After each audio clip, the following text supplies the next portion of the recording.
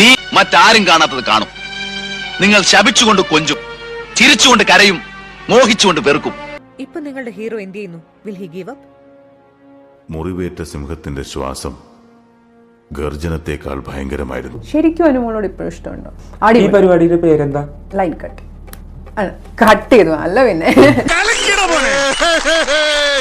ഒരു കുഴപ്പമില്ല, സന്തോഷമുള്ളൂ മക്കളെ, സന്തോഷായി. യാത്ര നമുക്കൊന്ന് അനലൈസ് ചെയ്ത് നോക്കാം, episode by episode. Rewind the incidents, man. ഒന്നും പറയണ്ടേ, അന്വേഷിച്ചിട്ട് മിണ്ടാതിരിക്കും. ഞാനും അന്വേഷിച്ചിട്ടുള്ള കാര്യമാണ് അതൊക്കെ. നിങ്ങൾ എന്തിനാ ഇടപെടുന്നത്? നിങ്ങൾ വേറെ സുഹൃത്തല്ലേ? വിശ്വസിക്കരുതടാ, ലോകത്ത് ഒരു പെണ്ണിനും വിശ്വസിക്കരുത്. വിശ്വസിച്ചാൽ അവളുമാരെ നമ്മളെ ചതിക്കും, അത് ഉറപ്പാ. നീ മനസ്സിലാക്കാത്ത ഒരു സത്യം ഞാൻ ഇനി തുറന്നു പറയാം. അരവിന്ദനും അവളെ ഇഷ്ടമാണ്. മച്ചാ പോടാ പോടാ, സൈഡിൽ പോടാ. നിക്ക്, നാശത്തിലേക്കാ നിങ്ങൾ പോകുന്നത്. ചേട്ടാ പാല് വേണോ? കുറച്ച് ചേട്ടാ, കുറച്ച് കൂടി. തലയിൽ എണ്ണ തേക്കാൻ ശ്രമിക്കുന്നു, മുട്ട പുഴുങ്ങുമെന്ന് പറയുന്നു, കോഴിയുടെ പുറകെ ഓടുന്നു. ഇതൊക്കെ നീ ഒരു സിനിമയിലാണ് ചെയ്തിരുന്നതെങ്കിൽ അഭിനയത്തിനുള്ള ഉർവശി അവാർഡ് ഈ വീടിന്റെ അലമാരയിൽ കിടന്നേനെ. മണിയറിയിലൊക്കെ ഞാൻ കണ്ടിട്ടുള്ളൂ പാല് ഷെയർ. ഉദ്ദേശം എന്താണെന്നും അവളുടെ മനസ്സെന്താണെന്നും എനിക്ക് മാത്രമല്ലേ അറിയൂ. കുടിക്കേട്ടാ, ചേട്ടാ ഹെൽത്ത് ഞാനും കൂടെ നോക്കേണ്ടത് എന്റെ ഉത്തരവാദിത്വം കൂടിയാ.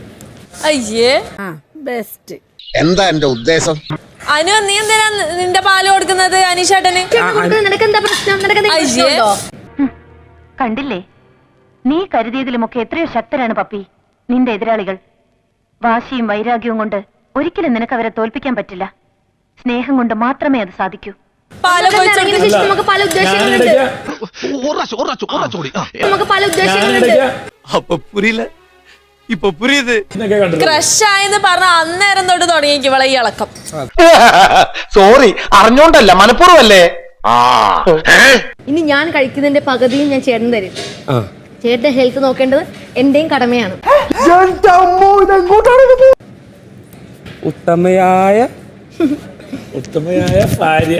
ഈ കള്ളക്കണ്ണീരും അഭിനയവും കാണിച്ച് എല്ലാം നേടിയിട്ടാണ് നീ പോകുന്നതെന്ന് കരുതണം. അപ്പൊ എങ്ങനെയാ, ഇവിടെയൊക്കെ തന്നെ കാണുമല്ലോ അല്ലേ?